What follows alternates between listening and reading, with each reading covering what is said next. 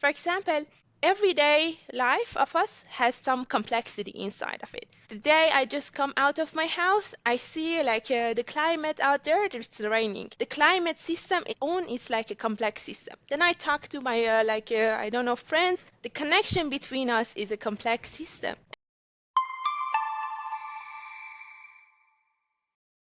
Welcome and thank you for joining us in our podcast series about artificial intelligence. My name is Francisco Castillo, and together with Miquel Pérez, we are going to host today's session. Good afternoon, Miquel. Good afternoon, Fran. Just for introduction, in this podcast, what we are going to do is to host several experts related to artificial intelligence to share their perspectives on several issues. Right, Miquel? Indeed, this podcast is made possible by the MAMMOth project, a program funded by the EU Horizon Initiative. And as a reminder, this project focuses on creating AI systems that are fair and help tackle different type of discrimination. Yeah, so today we have a special panel of interdisciplinary researchers joining us. They explore the fascinating intersection of complexity, science, and ethics. So let's meet them. Yes, absolutely. Each of our guests will introduce themselves briefly. So let's start with Anna. Hi, everyone. I'm Maria Jaramillo. I'm a postdoctoral researcher at the Complexity Science Hub Vienna. I come from a PhD in computer science, and I work on finding inequalities and make it more fair systems for science and the field of science and how to produce more diverse knowledge. Great. Thank you for having me here. Thank you very much, Anna. Let's move on to Enio. Hi everyone, thank you for the invitation. So my name is Enio Blay and I am a PhD candidate in the University of São Paulo in Brazil. And I'm working with the complexity science in the area of engineering, systems engineering more specifically. And in my research, I'm studying the influence of ethics in AI, look through and complexity view.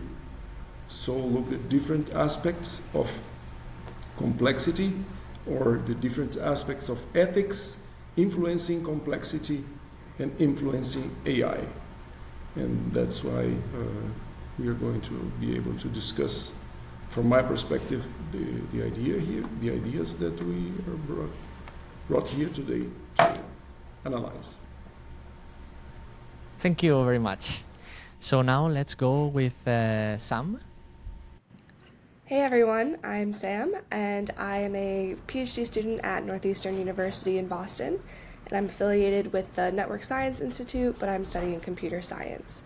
And my research focuses around ethics questions in machine learning, so I both am looking at questions about the ethics of machine learning algorithms themselves, for example, algorithmic bias, but also using machine learning tools to ask questions aligned with ethics, for example, with questions about signs of science, like Anna was saying. So yeah, great to be here. Nice to meet you all. Looking forward to it.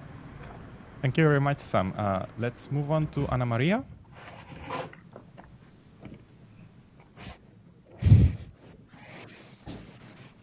Them in more tense behaviors. So, and we met all together in this complex society to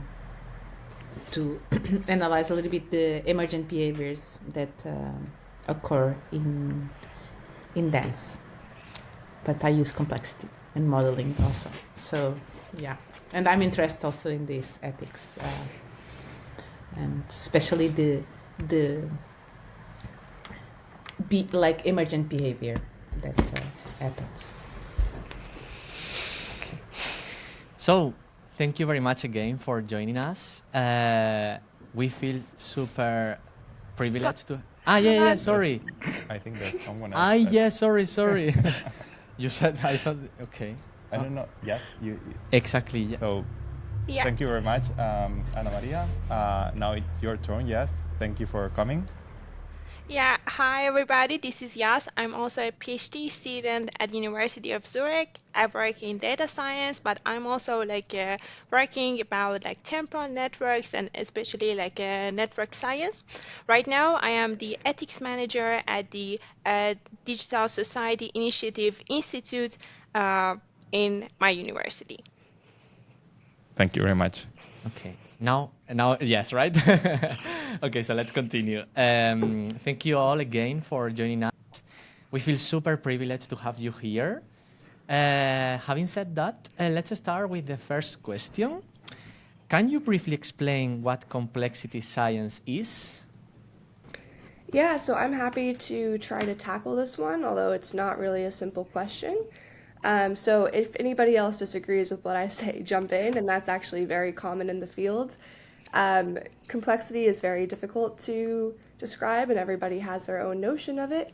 Some things that I think of when I think of complexity and complexity science are the ideas of emergent behavior and interconnecting systems. So essentially, we basically have a lot of interdisciplinary researchers who are asking questions about problems that, while you may or may not be able to write them down in equations, you can't necessarily predict what behavior is going to happen. And so this naturally results in a lot of interdisciplinary work where you have people who are studying everything from physics and computer science to different computational social science and dance. And it's a really fun space to work in, given all the interesting questions you can ask that have very complex difficult to tackle answers. So if anybody else wants to add on to that or anything, please feel free. But it's a fun space to be working in. Thank you for your introduction, Sam. Anybody else can add to Sam's very well stated definition? I would like to ask why we are together and doing this work. So we all met in a conference on complex systems in Brazil, which was very particular because there was a huge representation from global north and global south, especially in this type of academic contexts. And it came from the idea of just gathering and start to talk about ethics, because we saw there was some not problematic, but we didn't see these conversations going on in the conference. So we gathered informally to talk about it. And from there, the group started to work together. That was... Wow, that's amazing. Don't you think, Fran? Oh, yeah. Yeah. But how long have you been together, working together? We have been working together since 2023, October. The conference. And some of us, October. in October. And then we have been doing some initiatives together, and has been a really nice space to gather and discuss these topics between different institutions, countries, and disciplines also. Okay, apart from this very well, very nice outline definition about complexity science, I'd like to imagine a little bit better what it means on your day-to-day life. So, for instance, what have you been working this week or the past few days on your research or with your colleagues? Do you want me to talk about the review that we did during the last year and we are still working on it? Is it fine? Yeah. Yeah. Okay, so starting last year, we tried to understand what are the ethics in complex system, or what are the ethics that can be defined in complex system. And there is no kind of reviews what is going on. For example, in AI, it's everybody tries to understand how AI works and how ethics in AI, and try to bring a lot of examples. But for us, it was not very understandable, like how we should be define these ethics, how should we find these examples that the ethics fail, or like I don't know what are the previous discussions that scientists brought up during the last 50 years that like complex system is an important field. So we wanted to study this particular like questions. So what we did is, since some of us we work on science of science or a bibliometric analysis, we tried to gather like a set of papers that they are analyzing complex system in conjunction with the ethics. For example, like we wanted to see like, for example, ethics of like health being, ethics of like what is so-called like the modeling and the methods and how they are like represented in the last few years. So also we wanted to compare it with ethics in AI because like AI and also the complex system, they started together in the same years. So we understood that there are so many papers in ethics of AI, but there are very, very, very few papers addressing the ethics in complex system or complexity science. We only found around like 9,000 papers, which is not a lot of papers comparing to the like the amount of like scientific publications that they are there like from years before. So we studied like what are the topics, what are the like the teams they are working there. So there are a couple of things we understood in our review, and we would like to also share it with you. So, for example, we understood that there are particularly a lot of teams working, but these teams are like very, very like far from each other. Meaning what? Meaning that they do not really collaborate with each other. Like nowadays, like you see that there is a lot of collaboration between scientists in different institutes, try to work interdisciplinary projects and try to understand like how we can tackle these important questions. But the situation in ethics in complex system, it wasn't like this. It was like a few people working in this university, a few people working on that university, and these are not super connected, meaning that probably the knowledge is not like transferring from somewhere to another where. Something that we understood, it's like particularly about complexity and ethics, is that they are not really collaborating with each other, but all of them, they are basically try to cite and try to acknowledge the work of other people, that they are the same, meaning that I'm like a PhD student working in the University of Zurich, like Anna is working in, I don't know, the University of Graz, so like we see like we are not collaborating, for example, but we see that we both of us, we cite and we try to acknowledge like some works of others, that they are the same. So it means that the knowledge that we are using to produce our works are quite similar. So this is another results we found, but we also found like some kind of like topics that they are mostly like talked about in these papers. And what I'm gonna say is like these are not really what has been done in the like exhaustive format. What I'm gonna say is like plenty of examples. For example, there are some kind of like methodological concern, and there are some kind of like impact of the research questions in ethics. What do I mean from the methodological concerns? For example, in complexity science, like any other field, we use a lot of methods to try to like work with the data, try to analyze the data, try to get some results from the data. And this using of these methods has its own concern. I mean, in terms of the ethics and ethical concern. So we want to say if there are fair methods, if they're not, and what should we do if they're not. For example, like one of the things that has been discussed is like how should we share the data that is used, for example, for understanding the behavior of the people in social media. It is some kind of the connections of the people that they are like I don't know, like posting or like try to like each other, try to block each other.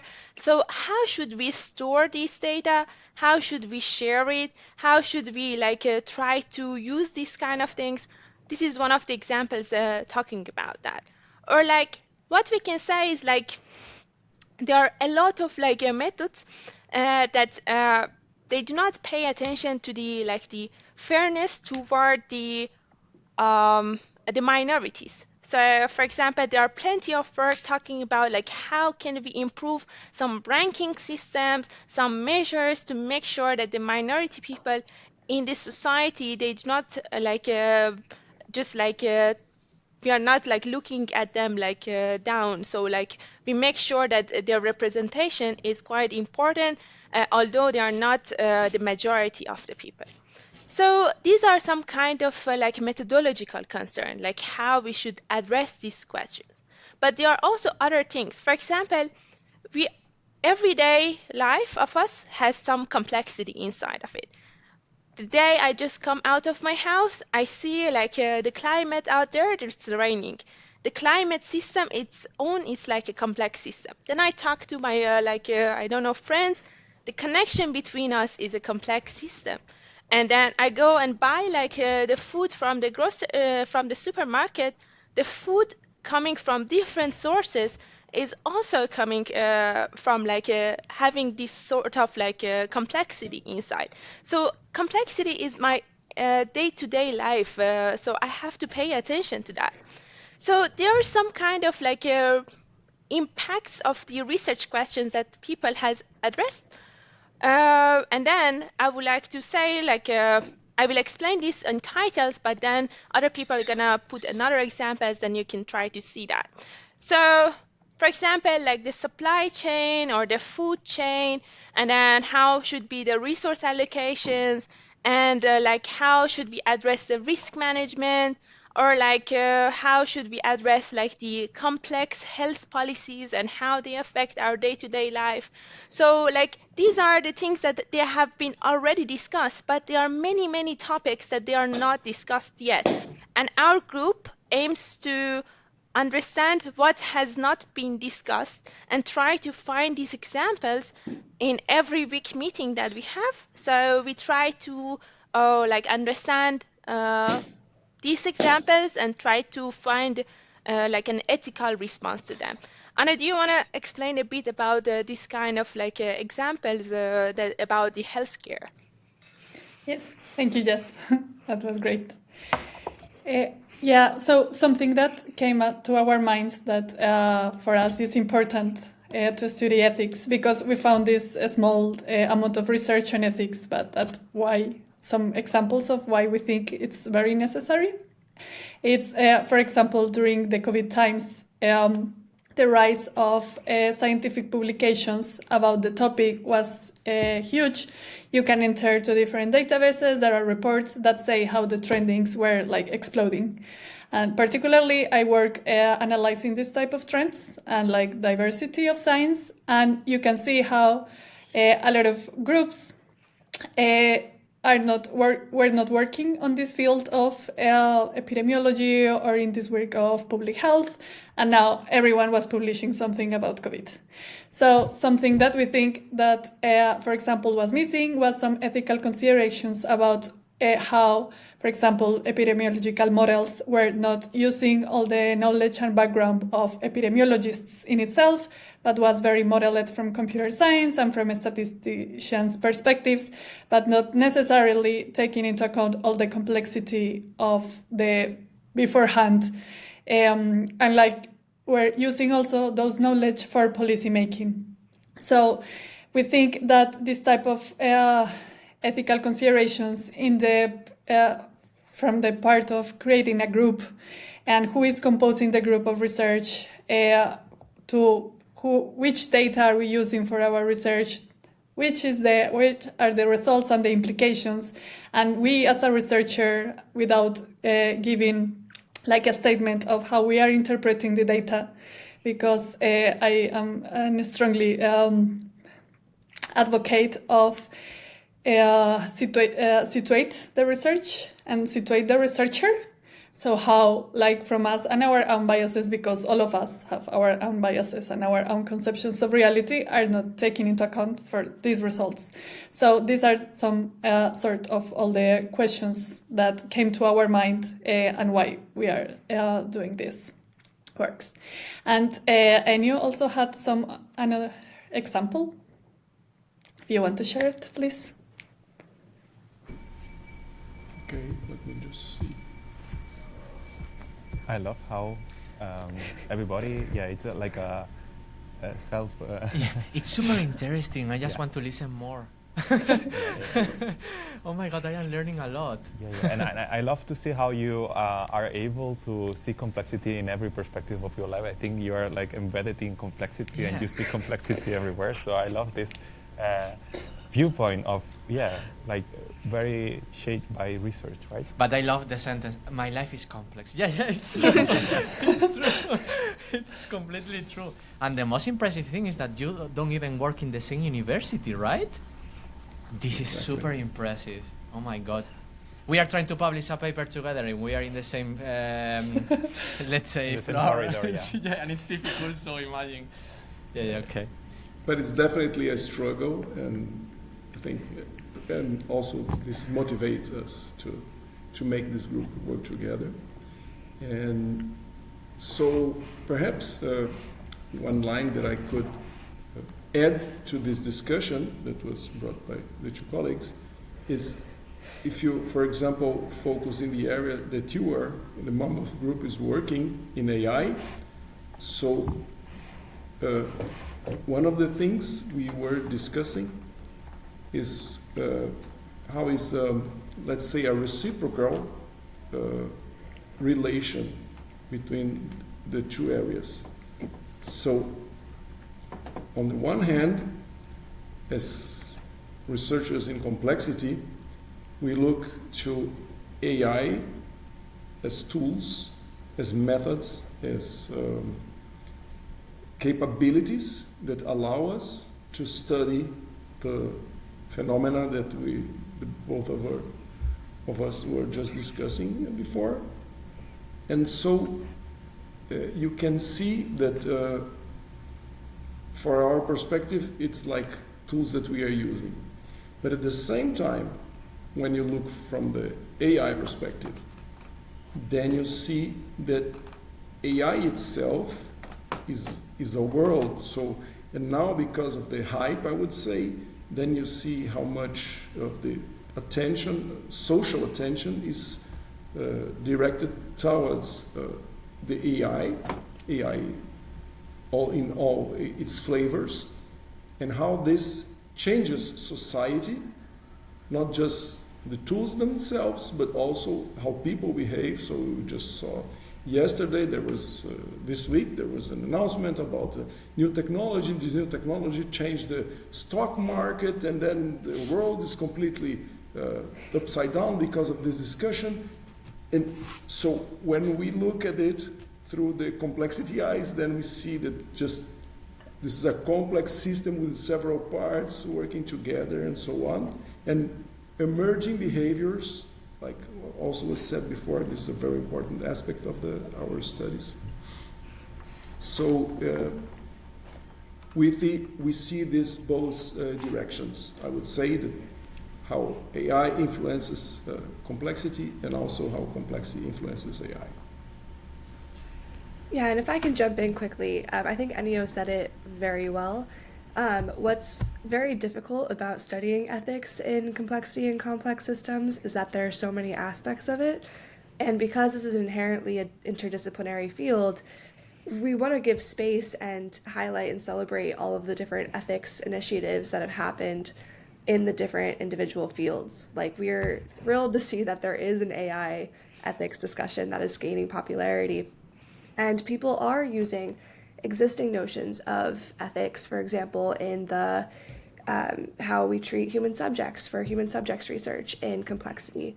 And so what our group is really interested in is trying to make this discussion more holistic and make sure that it is front on the minds of different complexity scientists, because we each come in with our individual disciplinary notions of what ethics is and how that works for the type of research that we do. And then we're curious to see to what degree that falls apart when we start working on these interdisciplinary or more complex systems-based questions. So yeah, Yaz had a great example of some of the times in which we see this fall apart. I think Enio's discussion as well. So we're just very interested in making sure that this is a holistic discussion that everybody has some sort of interest in, and it's been a lot of fun to see the ethics discussion evolve in other fields, but we're curious to see to what degree that fails in ours. So not to jump the gun or anything, but I do think that there were some specific examples of that or different concerns that we had. I don't know if we want to go that direction, but I just wanted to make it clear that we're very excited by the initiatives in other fields, in AI in particular, and are curious to see what we can learn from AI ethics and also what we can provide on the flip side as a field that has celebrated in the past diversity of thought and of research groups and of things of that nature. So just wanted to jump in quickly and mention that. Thank you very much, Sam. I have a question. So, do you think that this holistic perspective that you were talking about is arriving to society, for example, in politics? Do you think that this holistic view is arriving? I talk? Okay.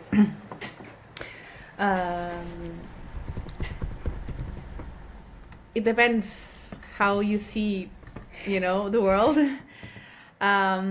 Sometimes what we perceive from the world is not what is happening on the world. I think, like the instant is like the transient for something. When you have when you have the process in a computer, you don't have the end of the story. So maybe we cannot define this. So sometimes we don't see the impact of the things unless we enter on the cycle that we can see on this predetermined cycle that's big or close or whatever. It's chaotic. So maybe we are not in the end of the story. So there is this, this story about this guy that had bought an horse, and then people were saying, "Oh, this is good for the family or whatever." So you never know the end of the story. And I think complexity has this property that is really, really the big thing that we are looking forward. That is this emergent thing that is always popping up, and we never control it. So this is a never controlling thing, because it's not about control, it's about perceiving what is happening now. So from my point of view, what I think is that if you think now, today, what happened, and you see some discourses, you could think, oh, maybe this is getting toward, But if you see a little bit long term, and yesterday I was seeing a movie, I'm the person that brings movies in this kind of things, So sorry for this. Yesterday I was seeing a series, and there was this question: how long did you take from feudalism to capitalism? Capitalism for human rights, and so maybe the time frame is not exactly our time frame. So I think yes, a lot of scientists are trying to make more connections. I belong to a lot of groups, and I have been seen from my perspective as a person that comes from dance, or actually I'm not coming from dance, I'm an astronomer, but my field is dance, so it could be, reactive for the main art, more positivist or quantitative researchers. They could be more, scary about it, or just, this is not science. And that's or sociology or even humanities that and we are working in the same field. So I don't believe that is a property of our community, of us, Anna, Samantha, Yas, and Enio. I think this is happening in other fields. I belong to other groups, so I think society in some points are getting more united and trying to communicate, and other people, that's maybe the reaction also is coming to the stubborn part. You can see also the other part. So maybe we are in the transient, we don't see the end of the story. That's my point of view. Okay, so I'm a positivist. I'm a what they called reality positive thinker. You know, like that's nice. I see reality, but I believe in positive. So even the dark side. We need more people like you, by the way. But it's always, you can see just, you can see the end of the story. So I don't think, as it is actually, it's the characteristic of it. As it is a complex system, even this humanity is a complex system in itself, so we don't see the end of the story. And we're not going to see the end of the story never, because it's a never going. But so this question, I think we are in the middle of the transient. If you can see, talking properties of science, of complex sciences. That's my point of view. Okay. Thank you very much for your answer. It was super interesting. Do you have a question, Miquel? Yeah, you left me very curious about all this interdisciplinarity work that you're doing, because one would think, okay, they are talking about ethics. Where are the philosophers, right? The field of philosophy has reflected about ethics for a long time, right? So how is getting engaged with other fields that are not yours? I mean, how can you work in this type of interdisciplinary?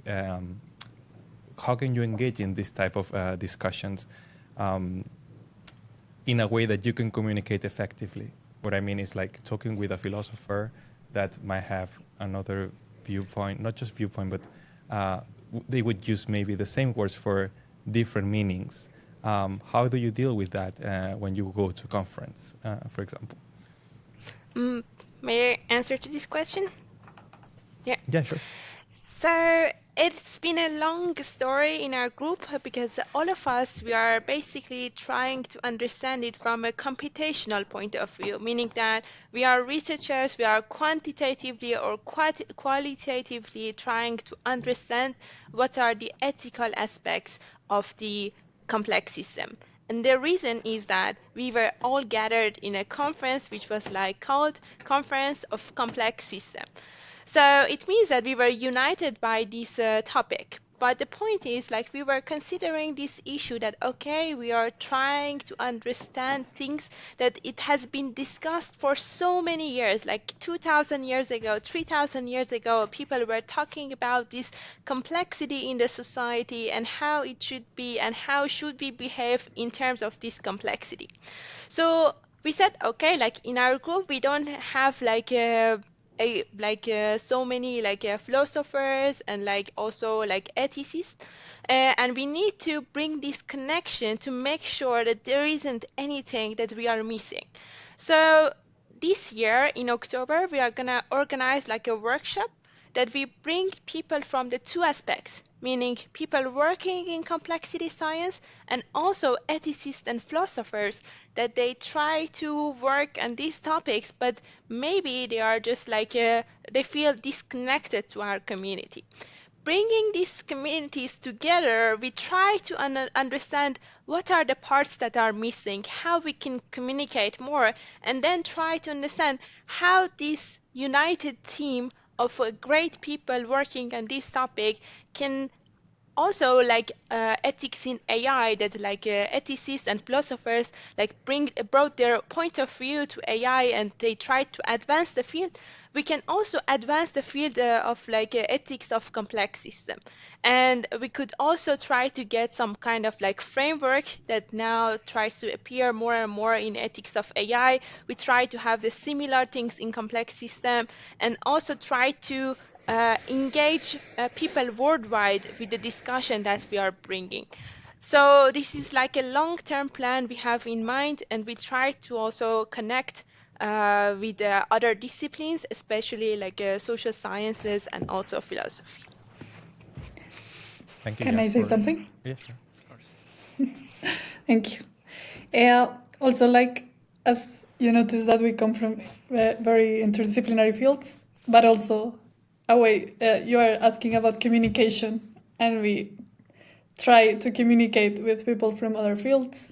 For example, during my PhD, I was having a lot of conversations with applied ethicists and about the ethics of AI. They were from the philosopher department, and I think from all of us, we have this like willing, and from the field also we have this willing to talk across disciplines.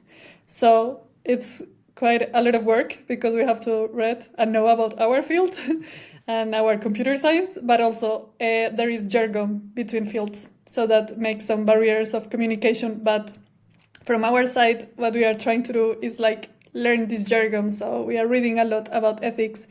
With MAMMOth, we organized in December some workshops, and we invited ethicists, and we try to have some are learning from these fields, because something that Sam also mentioned it is that a lot of work has been done in other fields, and we don't want to disregard that at all, but learn from it and know if there are gaps where we could help to increase ethics.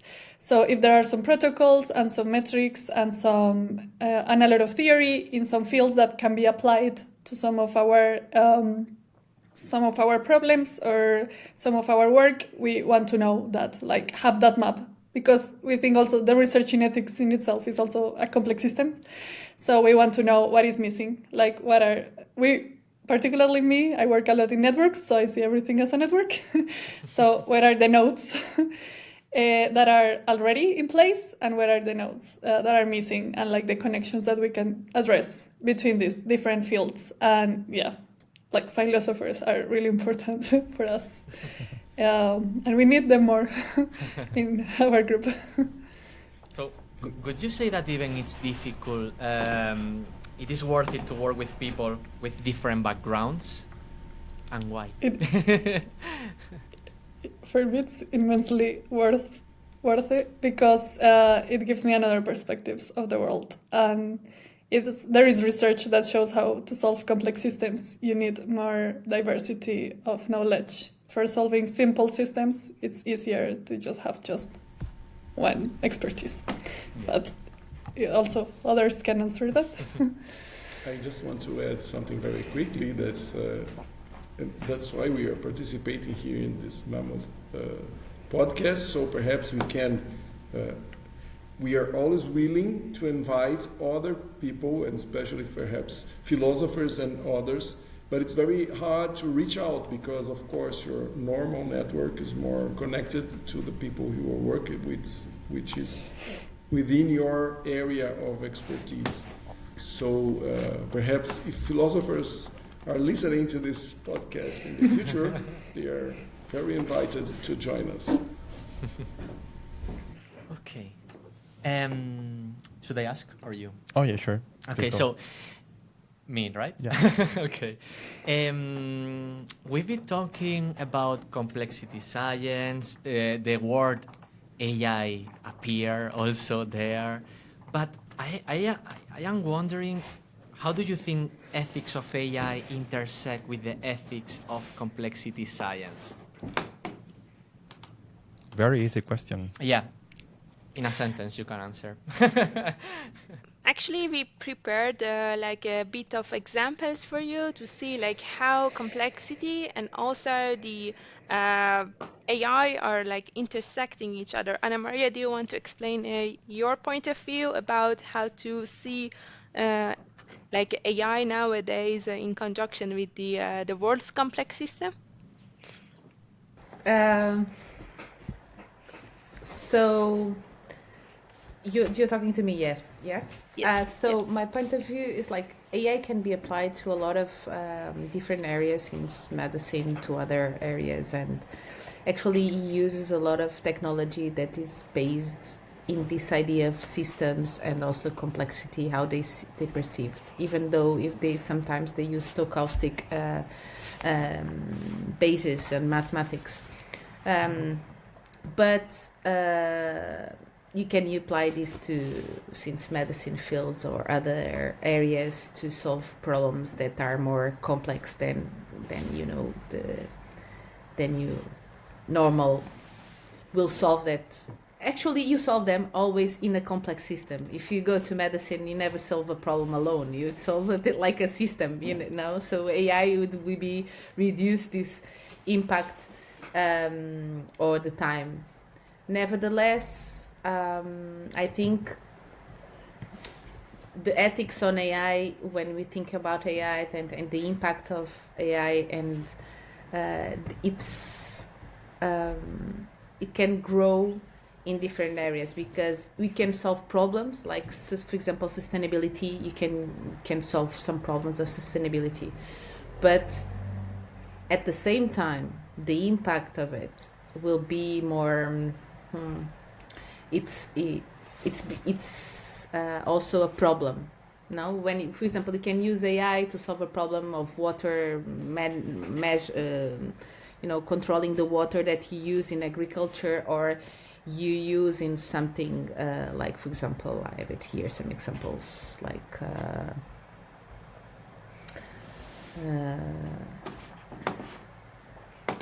water management in the cities or whatever, because it's a system. But at the same time, you have some impact when you use and you produce AI which are the technologies and also the systems. They require a lot of resources, you need a lot of water to the refrigerating the systems, to where you applying the sources to the AI. You need a lot of, the materials that you use to build the computers. Some of them, they are not renewable, and you could keep going. So you need to find out new technologies of sustainability to make it more, ethical in the sense of sustainability. I go a little bit further on the other side, but it was my, I was more on that part. So I was like, I can also try to answer this question a bit like in our field and from my point of view. For example, like something like a growing field in our field, which is called like network science, is the field of computational social science. It tries to understand how people behave in social media, try to understand who they follow and how is the effect of influencers in terms of like the politics, in terms of like policies, like how it is like around like socio-political events like wars and like conflicts in the society. So we try to understand like how misinformation is there, or like rumor spreading, like these kind of things. And there was a huge discussion like a few years back about like how should we get this data, as I explained it earlier. And they were like a lot of ethicists talking about that we should not do profiling, we should not try to gather people's data, that they are identifiable, and also try to make sure that our research is not it's also representative of the minorities, and it's quite fair and has paying attention to the inequalities and also equity. So with all this discussion and also the rise of like X as a social media that banned also not banned, but like reduced the accessibility of the data that the researchers could get, nowadays people try to use another kind of data resources. For example, large language models, like we know that they are good at like mimicking human behavior. We have seen research that they are really good at trying to annotate some kind of text. We understood that they are really good at trying to understand like how social media tries to affect the financial systems. Or like we understood that we can use them for mitigating the misinformation and also trying to do pre-bunking and debunking in the social medias. But with all of these things, we understood that LLMs or large language models are also good at mimicking social behavior of the people.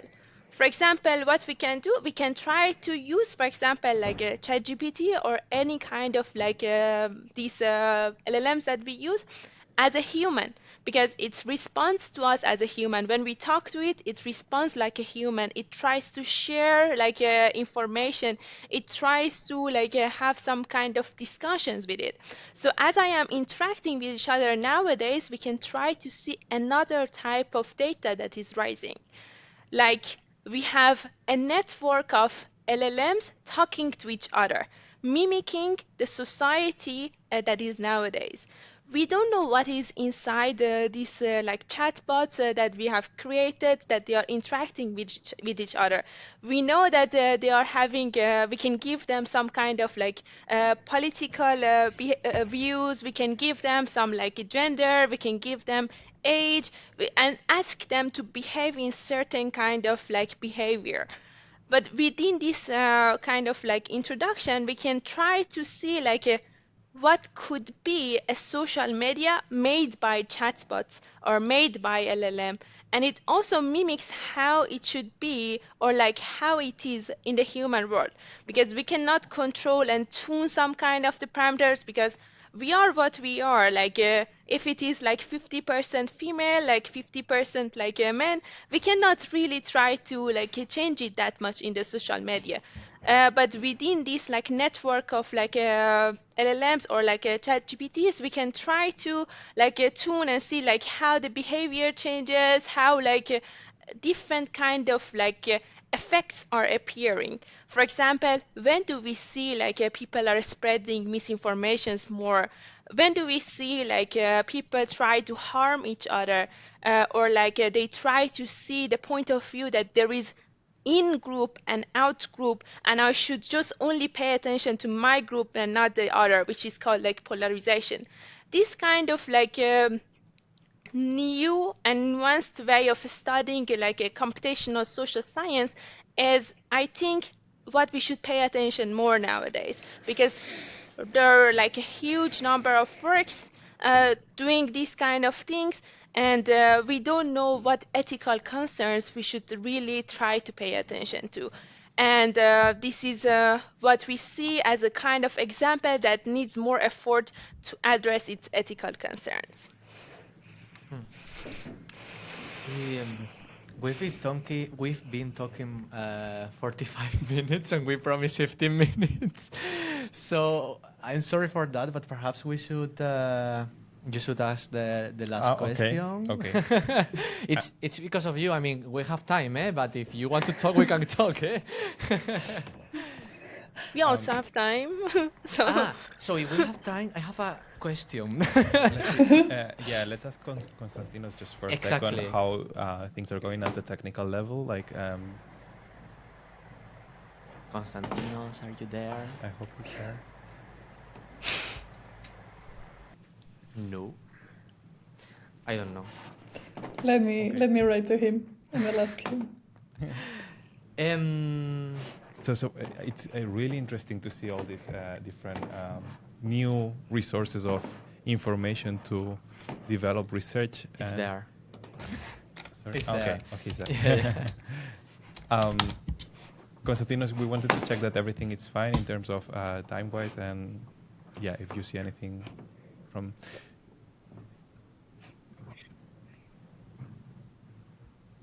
No, we were, because we have so many questions, but we were wondering if it's better to stop now, to end it, or because we've been talking 48 minutes.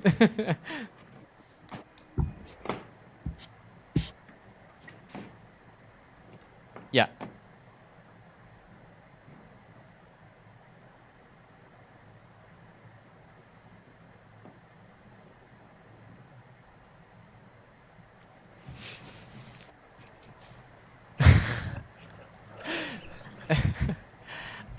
I mean, now you have material for three podcasts. We can split it and we can make 3 podcasts. Exactly. So Okay. Okay. So I have a small...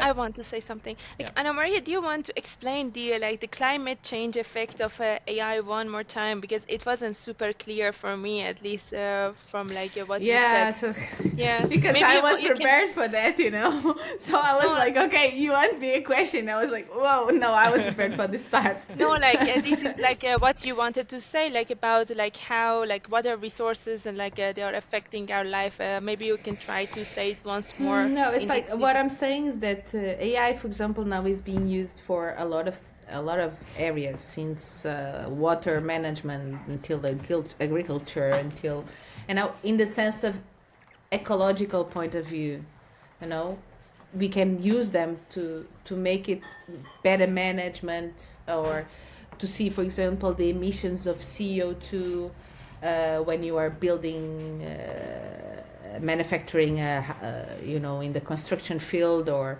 even in agriculture. But at the same time, the equipment that you need to create the AI and the technology that you need to create the AI, it also has a cost, ecological cost, and that ecological cost is the water again, because you need thousands of water to refrigerate the machines, and also need space to storage the information.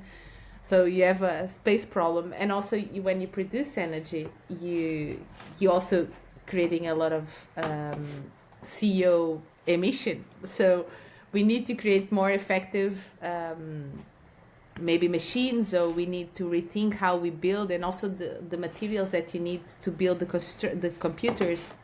Some of them, they are not renewable, so you just throw them away. And also to get to get them, you slave a lot of people. So it's like a never-ending complex problem that we need to find our solution, how to get it more ecological, because ecology also belongs to ethics. Until now, maybe it was a human ethics, or more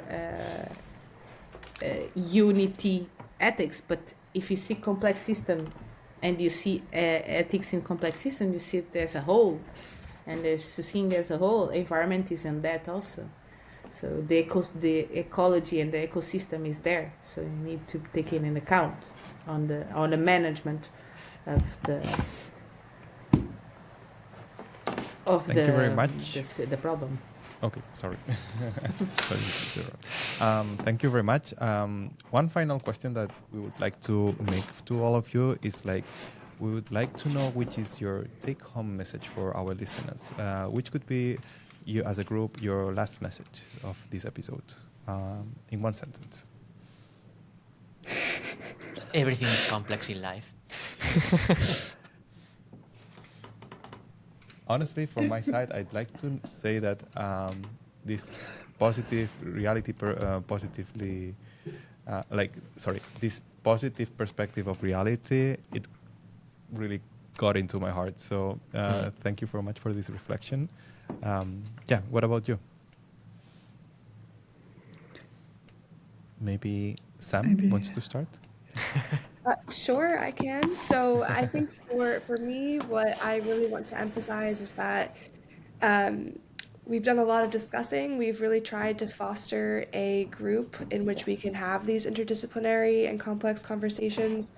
But the more we talk, the more we have questions. And so to pose a couple of questions that have been bouncing around with us and hopefully prompt conversation and encourage others to join in the future, some things we've been thinking about are to what degree ethical frameworks exist already, for example, those already in AI or in medical research, and to what degree we can use those or adopt those as complex systems researchers. But then also to what degree do these ethical frameworks fail, and what can we as a community do to improve the conversation and increase the conversation for complex systems research. So that is my takeaway of this is a continuing conversation, and would love to have anyone else jump in or any other thoughts, because again, it is very complex. We all have different perspectives, and my goal at the very least with this group is to increase communication and have a never-ending dialogue that evolves as the systems themselves evolve. Thank you very much, Sam. Just a quick technical note.